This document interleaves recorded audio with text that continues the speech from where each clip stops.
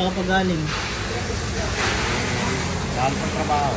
Naghanap pa ng trabaho. Naghanap pa si kuya. Kasi mababasa ka dyan kuya. Dapat may ano ka man lang. Ayun, may pupuntahan tayong isang homeless. Kahit na ulan, tuloy pa rin ang ating pagtulong. Kailangan, kahit na bagyo na, tuloy pa rin ang ating pagtulong. Nakasama natin si Madam yan. Jam TV na.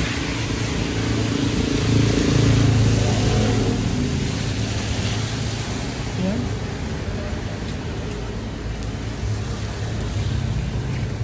Ito mo sa ako eh. Ano, kausapin. Kuya, hindi ka makausap? Hindi ka makausap? Ba't siya ka natulog kuya? Po? Bakit po, tagasan pa si kuya? Tagasan si kuya?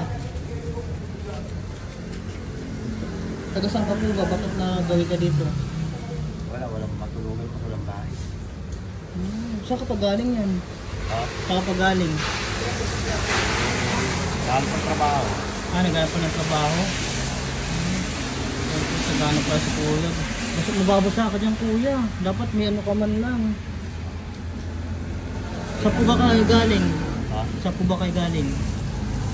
Saan po Bacolod? Bacolod? Baka may dadami dito meron. Kung bayan nung nakita ko si kuya dito sa gilid. Kaso ng ulan.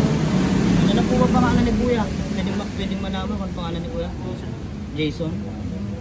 Taga saan po kasi kuya Jason? Dati ako taga Berdan, ako kapahan. Tapos po.